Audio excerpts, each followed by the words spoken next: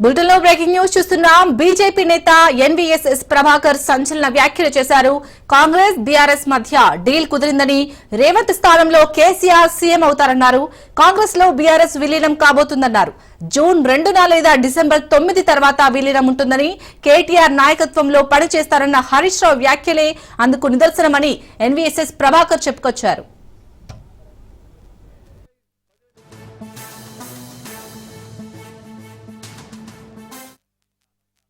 ఒక వైపున డీల్ కుదిరింది, రాజీ జరిగింది, సోనియా అమ్మ మాట నిలబెట్టుకుంది. ఇక మిగిలింది విలీనమే తరువాయి. ఇప్పుడు కాంగ్రెస్ పాలన మొదలై 15 నెలలు దాటింది. ఒక్కొక్క సంఘటన, ఒక్కొక్క కుట్ర, ఒక్కొక్క కుతంత్రం, ఒక్కొక్క కుంభకోణం బయటకు వస్తూ ఆ విచారణ సంఘాలు అడుగులు ముందుకేస్తా ఉంటే అక్కడి నుంచి ఏం చేయాలి అన్నటువంటి ఒక వ్యవహారంలో భాగంగానే డీల్ కుదిరింది, రాజీ జరిగింది. జూన్ 2 తర్వాత గాని, డిసెంబర్ 9 తర్వాత గాని, నేను డేట్లు కూడా ప్రస్తావిస్తున్నా, ఖచ్చితంగా విలీనం తథ్యం, ఖచ్చితంగా ముఖ్యమంత్రి మారటం తథ్యం. ఇది జరగబోయేటువంటి ఒక అంశం. ఒక వైపున డీల్ కుదిరింది, రాజీ జరిగింది, సోనియా అమ్మ మాట నిలబెట్టి రైట్. జూన్ 2 లేదా డిసెంబర్ 9 తర్వాత విలీనం ఉంటుందన్నట్టు ఇటు బీజేపీ నేత ఎన్వీఎస్ఎస్ ప్రభాకర్ సంచలన వ్యాఖ్యలు చేశారు. దీనిపై పూర్తి డీటెయిల్స్ మా బ్యూరో చీఫ్ రాజిరెడ్డి అందిస్తారు. రాజిరెడ్డి, ప్రభాకర్ చేసిన వ్యాఖ్యలను ఏ విధంగా చూడొచ్చు? అప్డేట్స్ ఏంటి? శాలిని, బీజేపీ సీనియర్ నేత మాజీ ఎమ్మెల్యే ఎన్వీఎస్ఎస్ ప్రభాకర్ సంచలన కామెంట్ చేశారని చెప్పుకోవచ్చు. ముఖ్యమంత్రి మార్పు ఖాయంగా ఉంటుంది, ముఖ్యమంత్రి మారితే కేసీఆర్ ముఖ్యమంత్రి అవుతారు అనేది కూడా ఆయన జోష్ అని చెప్పారు. ఎందుకంటే హరీష్ రావు కేసీఆర్ కేటీఆర్ నాయకత్వంలో పనిచేస్తానని క్లారిటీ ఇచ్చారు. ఈ యొక్క నేపథ్యంలో అసలు కేసీఆర్ కు అదేవిధంగా సోనియా గాంధీకి డీల్ కుదిరింది. అంతేకాకుండా హరీష్ రావుకు సోనియా గాంధీకి రాజీ కుదిరింది. ఈ యొక్క నేపథ్యంలోనే ఇక కాంగ్రెస్ పార్టీ బీఆర్ఎస్ లో విలీనం అవ్వడం ఖాయము. విలీన డేట్ ను కూడా ఎన్వీఎస్ఎస్ ప్రభాకర్ ఏకంగా ఫిక్స్ చేశారు. డిసెంబర్ 9వ తేదీన లేకపోతే జూన్ 2వ తేదీన, ఈ 2 తేదీలలో ఏదో ఒక తేదీలో కాంగ్రెస్ లో బీఆర్ఎస్ విలీనం అవుతుంది. ఇక బీఆర్ఎస్ విలీనమైన తర్వాత ఇప్పుడు ఉన్నటువంటి ముఖ్యమంత్రి రేవంత్ రెడ్డిని మారుస్తారు. కొత్త ముఖ్యమంత్రిగా మళ్ళీ కేసీఆర్ ను కాంగ్రెస్ హైకమాండ్ నియమిస్తుంది అనేది కూడా సంచలన కామెంట్ చేశారు. ఇదంతా కూడా బీజేపీ మొదటి నుంచే ఒక కామెంట్ చేస్తూ వస్తుంది. అంటే ఇక్కడ కేసీఆర్ ప్రభుత్వం గతంలో 10 సంవత్సరాలు ఉంది, అవినీతి చేసిందని ఆరోపణలు చేసింది, కానీ ఎక్కడ కూడా ఆధారాలు చూపించలేదు, ఎక్కడ కూడా చర్యలు తీసుకోవట్లేదు. దీంతో కాంగ్రెస్ హైకమాండ్ కు కేసీఆర్ కు రాజీ ఒప్పందం కుదిరింది అనేది కూడా బీజేపీ గతంలో పలు సందర్భాల్లో చెప్పింది. ఇప్పుడు ఏకంగా మాజీ ఎమ్మెల్యే బీజేపీ సీనియర్ నేత ఎన్వీఎస్ఎస్ ప్రభాకర్ అయితే ఒక అడుగు ముందుకేసి ఇక విలీన ప్రక్రియను ఆలస్యము, విలీనం జరుగుతుంది జూన్ 2వ తేదీన లేకపోతే డిసెంబర్ 9వ తేదీన విలీనం జరుగుతుంది. విలీనమైన తర్వాత ఏకంగా ముఖ్యమంత్రి మార్పు ఉంటుంది. అందులో భాగంగానే కొత్త ముఖ్యమంత్రిగా మళ్ళీ కేసీఆర్ తెర మీదకి వస్తారు. కాంగ్రెస్ హైకమాండ్ కూడా కేసీఆర్ ను ముఖ్యమంత్రిగా నియమిస్తారు అనేది కూడా సంచలన కామెంట్ చేశారు. ఈ యొక్క నేపథ్యంలో మరి అటు కాంగ్రెస్ నుంచి ఇటు బీఆర్ఎస్ నుంచి ఎలాంటి రియాక్షన్స్ వస్తాయో చూడాలి. మొత్తానికి బీజేపీ అయితే ఒక రకంగా అటు బీజేపీని అటు బీజేపీ ఒక రకంగా అటు బీఆర్ఎస్ ను ఇటు కాంగ్రెస్ ను ఒక దెబ్బకు 2 పిట్టల్లాగా టార్గెట్ చేసింది. అందులో భాగంగానే విలీనం ఉంటుందనేది కూడా తెర మీదకి తీసుకొచ్చింది. గతంలో కూడా 2004లో బీఆర్ఎస్ కాంగ్రెస్ పొత్తులో ఉండి పనిచేశాయి. కాంగ్రెస్ గవర్నమెంట్ లో అటు కేంద్ర మంత్రిగా కేసీఆర్, ఇటు రాష్ట్ర మంత్రిగా హరీష్ రావు ఉన్నారని కూడా బీజేపీ గుర్తు చేస్తుంది. ఈ యొక్క నేపథ్యంలో గతంలో కలిసి పోటీ చేశారు, గతంలో పొత్తు ఉన్నారు, గతంలో ప్రభుత్వంలో భాగస్వాములయ్యారు. ఇప్పుడు కూడా విలీనం అవుతారు రానున్న రోజుల్లో. అంతేకాకుండా విలీనం అయితే ముఖ్యమంత్రి మార్పు ఉంటుంది, రేవంత్ రెడ్డి స్థానంలో కేసీఆర్ వస్తారనేది కూడా ఎన్వీఎస్ఎస్ ప్రభాకర్ సంచలన కామెంట్ చేశారని చెప్పుకోవచ్చు. శాలిని, రాజరెడ్డి అంటే ముఖ్యమంత్రి మార్పు అనేది గత కొద్ది రోజులుగా మనకు వార్తలు వస్తున్నాయి. కానీ ఈ నేపథ్యంలో ఇటు బీజేపీ నేత ప్రభాకర్ చేసిన వ్యాఖ్యలు ఏ విధంగా చూడాలి, అలాగే కాంగ్రెస్ పార్టీ ఇటు బీఆర్ఎస్ లో విలీనమయ్యే ఛాన్స్ ఎంతవరకు ఉందనుకోవచ్చు? గత కొద్ది రోజుల నుంచి ఇవే కామెంట్స్ వస్తా ఉన్నాయి. అటు కాంగ్రెస్ ఇంటర్నల్ గా కానీ అయితే అదేవిధంగా ప్రతిపక్ష పార్టీల్లో కానీ ఒక చర్చ అయితే జరుగుతుంది. ముఖ్యమంత్రి మార్పు జరుగుతుంది అనేది కూడా ఒక చర్చ జరుగుతుంది. ఈ అంశాన్ని తెర మీదకి మళ్ళీ ఎన్వీఎస్ఎస్ ప్రభాకర్ తీసుకొచ్చారని చెప్పుకోవచ్చు. అయితే ముఖ్యమంత్రి మార్పు ఉంటుందా ఉండదా అనేది కూడా అది ఫైనల్ డిసిజన్ తీసుకోవాల్సింది కాంగ్రెస్ హైకమాండ్. ఎందుకంటే కాంగ్రెస్ జాతీయ పార్టీ ఏ నిర్ణయం తీసుకుంటే ఆ నిర్ణయం మీదకి కట్టుబడి ఉండవలసిందే. అంతేకాకుండా ముఖ్యమంత్రి మార్పు జాతీయ నాయకత్వం చేతిలోనే ఉంటుంది, ఏఐసిసి చేతిలోనే ఉంటుంది. అదేవిధంగా బీఆర్ఎస్ విలీనం కూడా, బీఆర్ఎస్ని విలీనం చేసుకోవద్దా అనేది కూడా కాంగ్రెస్ జాతీయ నాయకత్వం పరిధిలోనే ఉంటుంది, ఏఐసిసి పరిధిలోనే ఉంటుంది. కాబట్టి ఇదంతా కూడా ఏఐసిసి నిశితంగా గమనిస్తుంది. ఇక్కడ జరుగుతున్నటువంటి రాజకీయ తీరుతెన్నులను ఏ రకంగా ముందుకెళ్తే బాగుంటుంది అనేది కూడా ఆ ఏఐసిసి అనుక్షణం ఇక్కడ ఉన్నటువంటి రాజకీయ పరిస్థితులపైన ఆరా తీస్తుంది. అయితే ముఖ్యమంత్రి మార్పు జరుగుతుందని ఒకవైపు బీఆర్ఎస్ నుంచి, మరోవైపు బీజేపీ నుంచి, అదేవిధంగా ఇంటర్నల్ గా ఇన్సైడ్ లోపల కాంగ్రెస్ లో కూడా గుసగుస వినిపిస్తుంది. కానీ రేవంత్ రెడ్డి మాత్రం ఖరాఖండిగా చెప్తున్నాడు, ఈ 5 సంవత్సరాలు నేనే ముఖ్యమంత్రిగా ఉంటాను, మరోసారి కూడా కాంగ్రెస్ అధికారంలోకి వస్తుంది, అప్పుడు కూడా నేనే ముఖ్యమంత్రిగా ఉంటాను, 10 సంవత్సరాలు నేనే ముఖ్యమంత్రిగా ఉంటాను, రాహుల్ గాంధీకి నేను అత్యంత విశ్వసనీయంగా ఉంటాను, గాంధీ కుటుంబానికి అత్యంత లాయలిస్టు, అదేవిధంగా పార్టీకి వీర విధేయుణ్ణి, నేను పార్టీలోకి వచ్చిన తర్వాత ఏకంగా 7 సంవత్సరాల్లోనే నన్ను నమ్మి పిసిసి అధ్యక్షుడిగా బాధ్యతలు అప్పచెప్పింది జాతీయ నాయకత్వం, అదేవిధంగా కాంగ్రెస్ అధికారంలోకి వచ్చిన తర్వాత ముఖ్యమంత్రి బాధ్యతలు అప్పచెప్పింది. ఈ యొక్క నేపథ్యంలో రాష్ట్రంలో అందరికన్నా ఎక్కువ నమ్మకస్తుడైనటువంటి నాయకుడిని నేనే అనేది కూడా రేవంత్ రెడ్డి 10 సందర్భాల్లో చెప్పారు. ఈ యొక్క నేపథ్యంలో అటు మరి ముఖ్యమంత్రి మార్పు ఉంటుందా ఉండదా అనేది కూడా ఏఐసిసి కోర్టు పరిధిలోనే ఉంటుంది. అదేవిధంగా ఈ బీఆర్ఎస్ ని విలీనం చేసుకోవద్దా, అసలు బీఆర్ఎస్ విలీన ప్రతిపాదన పెడుతుందా పెట్టదా, ఇటు కేసీఆర్ ఆలోచన చేయాలి, అదేవిధంగా ఏఐసిసి ఆలోచన చేయాలి. ఇదంతా కూడా ఒక రాజకీయ భాగంలో ప్రతి విమర్శలు అయితే చేస్తారు. కానీ ఇప్పటివరకు అయితే విలీన ప్రక్రియ అయితే ఎక్కడ కూడా తెర మీదకి రాలేదని చెప్పుకోవచ్చు. Shalini, right, thank you Raja Reddy.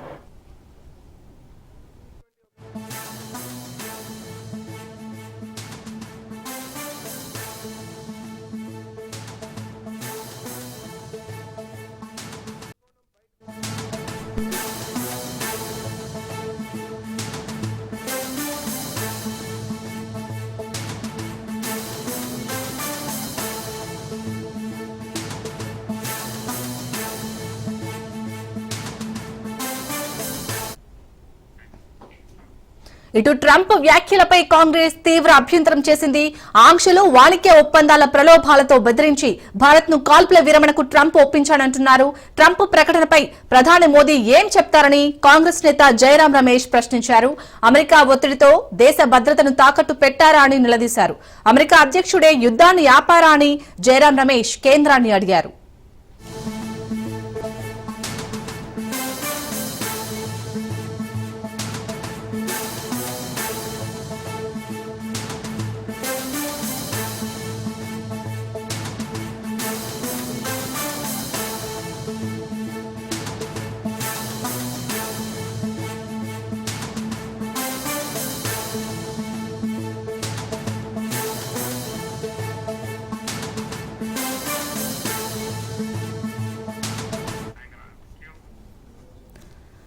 ఇటు ట్రంప్ వ్యాఖ్యలపై ఇటు కాంగ్రెస్ తీవ్ర అభ్యంతరం వ్యక్తం చేసింది. అలాగే జయరాం రమేష్ కూడా తీవ్ర అభ్యంతరం వ్యక్తం చేశారు. దీనిపై పూర్తి డీటెయిల్స్ మా ప్రతినిధి సైదులు అందిస్తారు. సైదులు, ఇటు జయరాం రమేష్ అయితే కేంద్రాన్ని అడుగుతున్నారు, అసలు మీరేం చెప్తారు? అమెరికానే యుద్ధాన్ని ఆపిందంటూ దీనిపై పూర్తి డీటెయిల్స్ ఏంటి?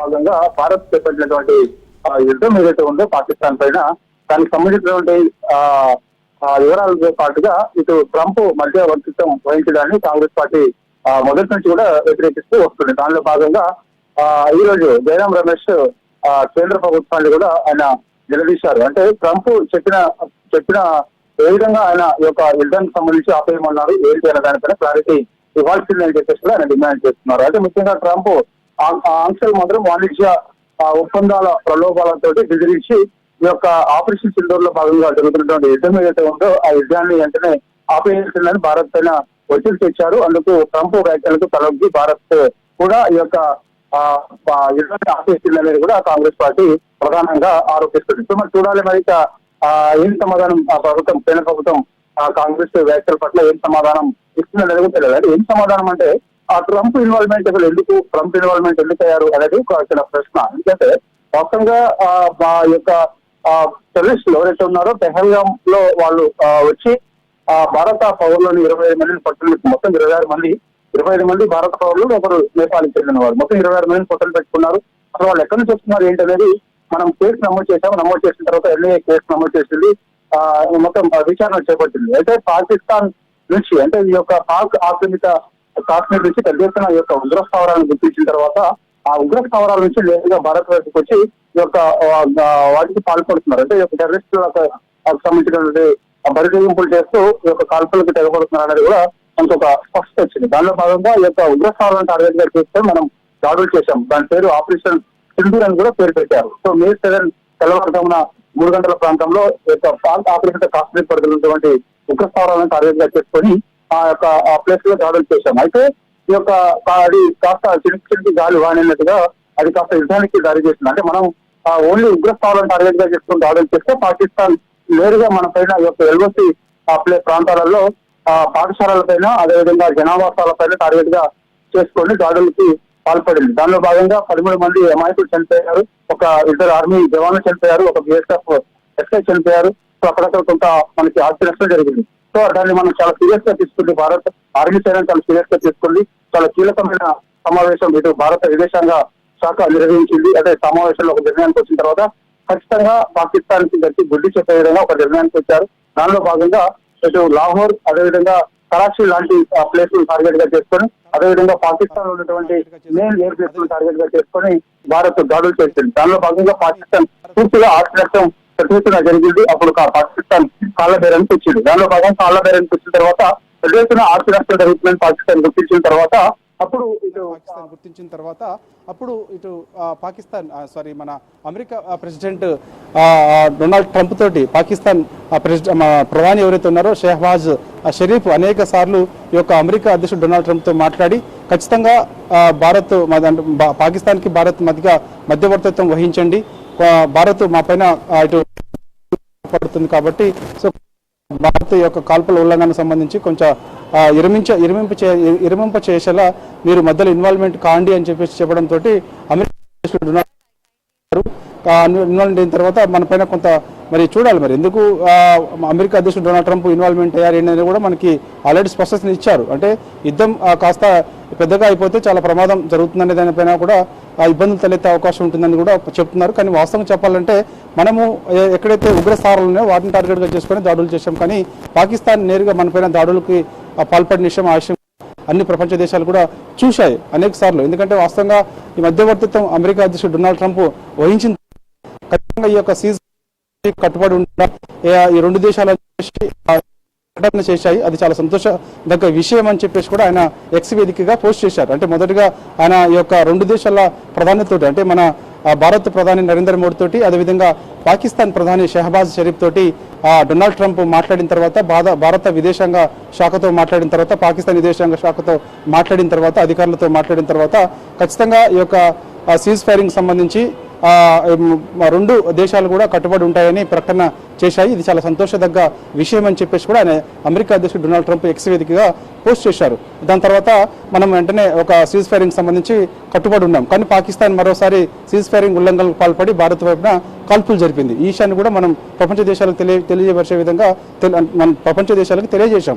సో ఇప్పుడు కాంగ్రెస్ పార్టీ ప్రధానంగా, అంటే మన దేశంలో ప్రతిపక్ష పార్టీ కాంగ్రెస్ పార్టీ కాబట్టి, సో అందులో కాంగ్రెస్ పార్టీ సీనియర్ నేత జయరాం రమేష్ కేంద్ర ప్రభుత్వాన్ని ఒక ప్రశ్న ఇస్తున్నారు. అంటే ఏంటి, ఎందుకు అమెరికా అధ్యక్షుడు డొనాల్డ్ ట్రంప్ ఇన్వాల్వ్మెంట్ అయ్యారు, ఎందుకు ఆయన చెప్పిన తర్వాత ఆయన చెప్పగానే మనం యుద్ధం ఎందుకు ఆపేశాం అనేది కూడా దానికి సమాధానం ఖచ్చితంగా కేంద్ర ప్రభుత్వం చెప్పాలని చెప్పేసి కూడా ప్రధానంగా డిమాండ్ చేస్తున్నారు. ఆయన డొనాల్డ్ ట్రంప్ ముఖ్యంగా ఈ యొక్క ఆంక్షలు ఎందుకు పెట్టారు భారత్ వైపున, అంటే ఈ వాణిజ్య ఒప్పందాలకు సంబంధించినటువంటి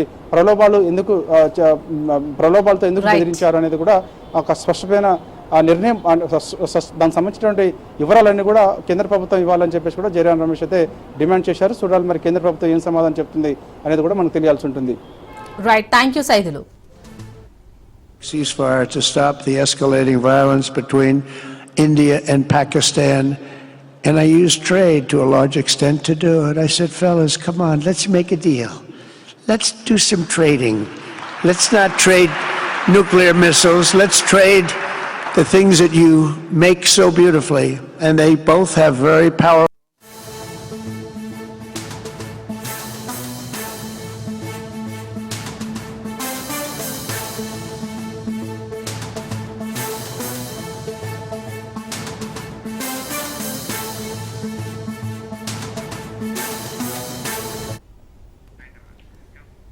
వరంగల్లో బీఆర్ఎస్ నిరసనకు దిగింది.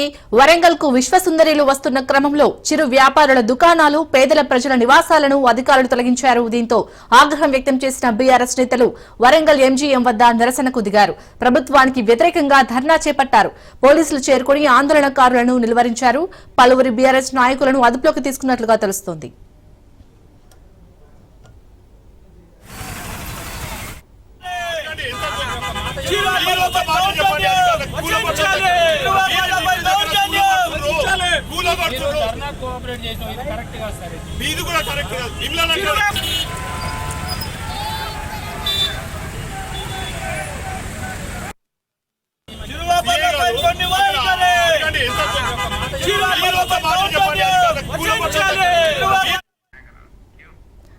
రైట్, వరంగల్లో బీఆర్ఎస్ అయితే నిరసనకు దిగినట్టుగా తెలుస్తోంది. దీనిపై పూర్తి డీటెయిల్స్ మా ప్రతినిధి చంద్రశేఖర్ అందిస్తారు. చంద్రశేఖర్, చెప్పండి, అక్కడ బీఆర్ఎస్ అయితే నిరసనకు దిగినట్టుగా తెలుస్తుంది. వరంగల్లో ప్రస్తుతం అక్కడ సిచ్యుయేషన్ ఏ విధంగా ఉంది, అప్డేట్స్ ఏంటి?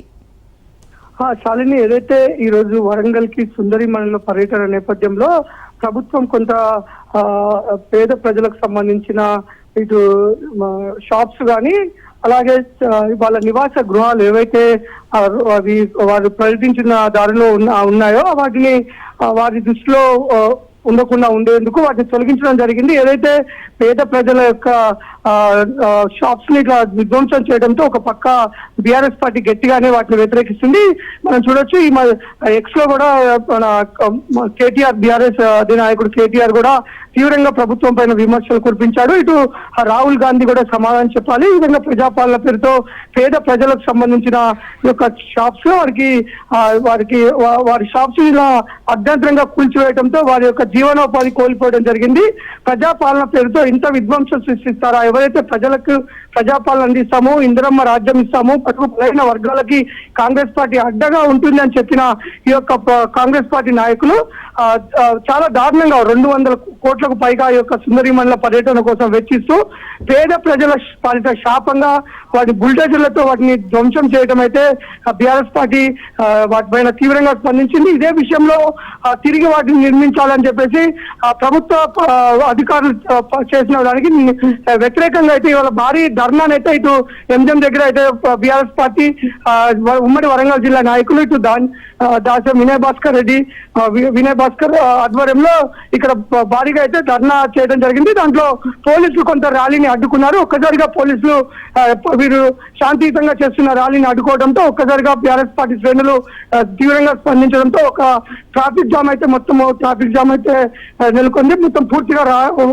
మొత్తము రహదారి పైన అన్ని వాహనాలన్నీ నిలిచిపోవడంతో కొంత ఉద్రిక్త వాతావరణం చోటు చేసుకోవడంతో ఇటు పోలీసులు వెంటనే రంగ ప్రవేశం చేసి అక్కడ ఉన్న పరిస్థితులు సర్దుమనే విధంగా కొంత నాయకులతో మాట్లాడి ఒప్పించడం జరిగింది. ఏదైతే మనం చూడొచ్చు, ఇది వారి పర్యటన నేపథ్యంలో అయితే బుల్డోజర్లతో అయితే కొంతమంది నిత్యం ఇటు రోడ్డు పక్కన అమ్ముకునే షాప్స్ ఎవరైతే ఫుట్పాత్ పైన అమ్ముకుంటారో వారి యొక్క షాప్ లో అయితే ధ్వంసం చేయడం బీఆర్ఎస్ పార్టీ ఘాటుగానే స్పందించింది. ప్రభుత్వం దీనిపైన సమాధానం చెప్పాలి, ఈవెన్ రాహుల్ గాంధీ కూడా సమాధానం చెప్పాలని నిరసన వ్యక్తం చేయడంతో కొంత గందరగోళ వాతావరణం నెలకొంది. Shalini, right, thank you Chandrasekhar.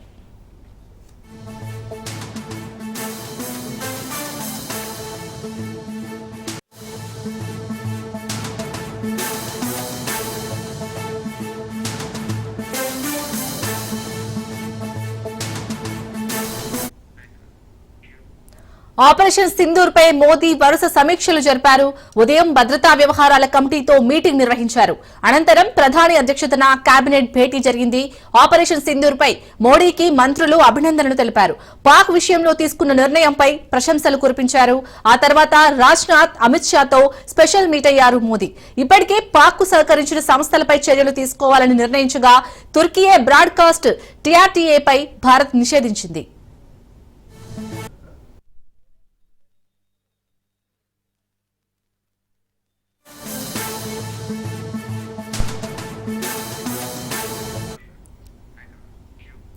రాష్ట్రపతి ద్రౌపది ముర్ముతో సిడిఎస్ త్రివిధ దళాధిపతులు భేటీ అయ్యారు.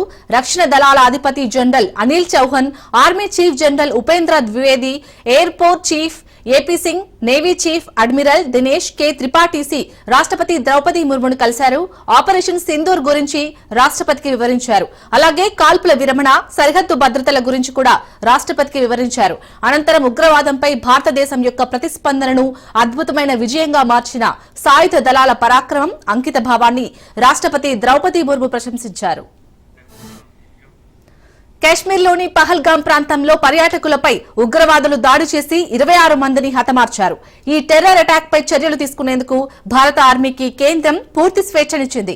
దీంతో భారత సాయుధ దళాలు 2025 మే 6-7 మధ్య రాత్రి 1:05 నుండి 1:30 వరకు ఆపరేషన్ సింధూర్ ను విజయవంతంగా నిర్వహించి 9 ఉగ్రవాద శిబిరాలపై దాడి చేసి 100 మంది ఉగ్రవాదులను హతమార్చింది. ఈ నేపథ్యంలో రాష్ట్రపతిని ఆపరేషన్ ను వివరించింది.